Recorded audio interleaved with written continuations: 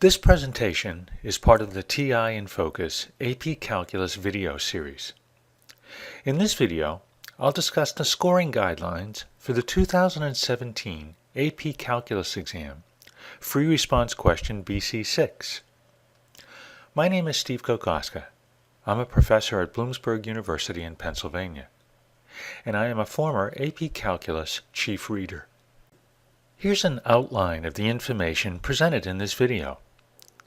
I'll start by reviewing the free response question and the scoring guidelines used at the AP Calculus reading. I'll present a brief general summary for student performance on this question. Then we'll consider more detailed interpretations of the scoring guidelines and how these guidelines were applied in certain situations. I'll consider some common student errors, and where appropriate, I'll present some specific scoring examples. In this problem, the function f has derivatives of all orders, and the derivatives satisfy certain given conditions. And the Maclaurin series for f converges to f of x for the absolute value of x less than 1. In part A, we need to verify the first four non-zero terms of the Maclaurin series, and write the general term for the Maclaurin series. In part B, the student needs to determine whether the Maclaurin series in part A converges absolutely, converges conditionally, or diverges at x equal 1. In part C, the student needs to write the first four non-zero terms and the general term of the Maclaurin series for a new function g, defined as the integral from 0 to x of f of t dt. And finally, in part D, the student must use the alternating series error bound associated with the Taylor polynomial for g about x equals 0. Part A was worth 3 points. 1 point for finding the second, third, and fourth derivative of f at x equals 0. 1 point for verifying the first four terms, and 1 point for writing the general term of the Maclaurin series for f. Part B was worth 2 points for stating that the specific series converges conditionally and for providing an appropriate reason. Part C was worth 3 points. 1 point for correctly writing any two of the first four non-zero terms of the Maclaurin series for g. 1 point for the remaining two terms, and 1 point for the general term of the Maclaurin series for g. And part D was worth 1 point for using the alternating series error bound to verify an inequality involving the fourth degree Taylor polynomial for g about x equals 0. Here are some general comments about student performance on this question. In part A, students' pattern recognition seemed to be pretty good. Many were able to verify the first four terms and the general term of the series. However, some students didn't know the formula for generating a Maclaurin series, and some students had trouble using the recursive definition. In part B, students who recognized the need to analyze both the alternating harmonic series and the harmonic series to make a correct conclusion performed well on this question. Many students failed to recognize that in order to determine conditional convergence, both the alternating harmonic and harmonic series required analysis. Many of the reasons presented for convergence or divergence were insufficient or incorrect. And some students didn't understand the difference between absolute and conditional convergence. In part C, most students were able to integrate in order to earn the first 2 points. However, many students had difficulty in integrating the general term, and some students included an additional constant of integration.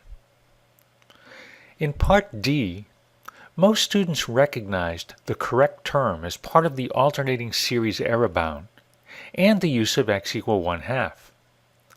However, some considered the function f rather than g, and some were able to find the fraction 1 divided by 640, but they didn't make the connection to the inequality or the error.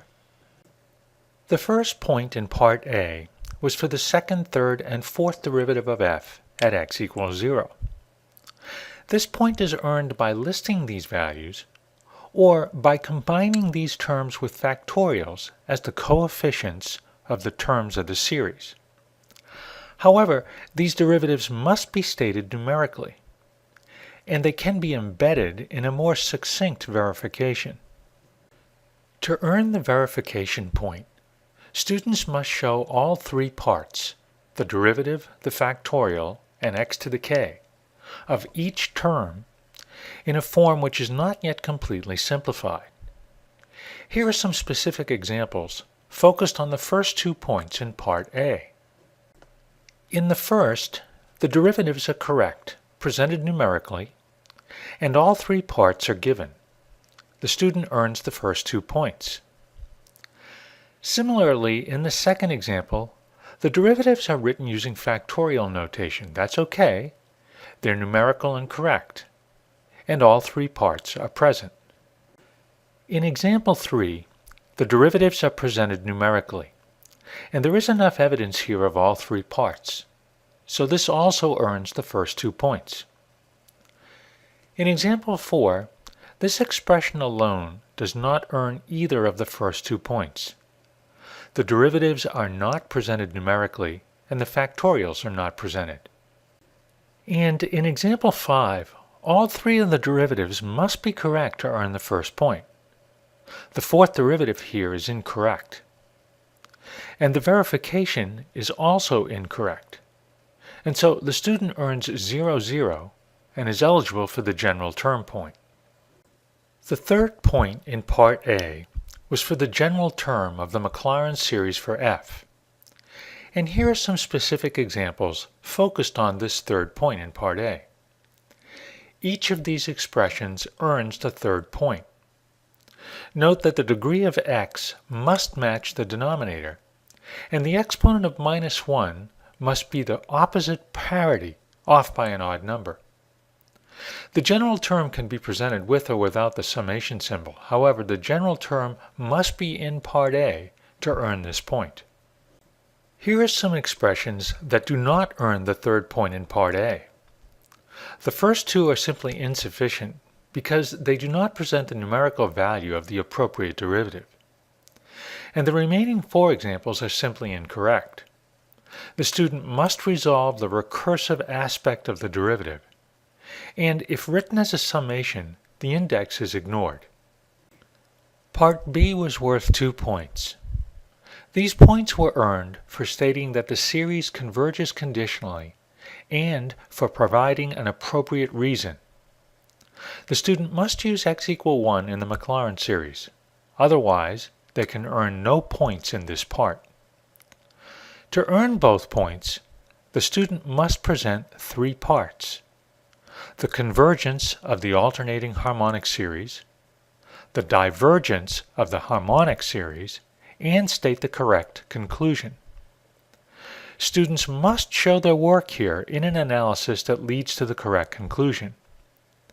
And the presentation can be with or without a summation symbol. Here are some examples sufficient enough to demonstrate that the alternating harmonic series converges. Note that the student can simply recognize that this is the alternating harmonic series and then state that it converges. Here are some sufficient examples to demonstrate that the harmonic series diverges. The student may simply state that this is the harmonic series, a p-series that diverges, or that this series diverges by the integral test. Again, in order to earn both points in Part B, the student must present a correct reason for each series and state that the given series converges conditionally. In order to earn one of the 2 points, the student must have 2 of these 3 items correct, with at most 1 mistake, and the solution must be consistent. And here are some specific examples of how the student could earn one of these 2 points.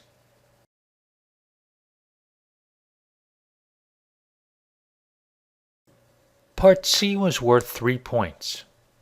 The first point was for 2 terms, any 2 of the first 4 terms. Usually students earn this point by presenting the first two terms, but the point could be earned for the middle two, or even two positive terms.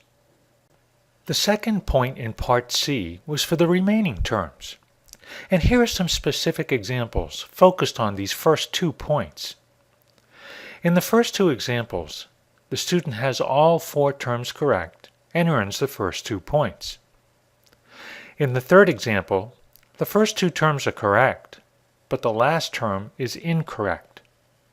So the student earns the first point, but does not earn the second or the remaining terms point.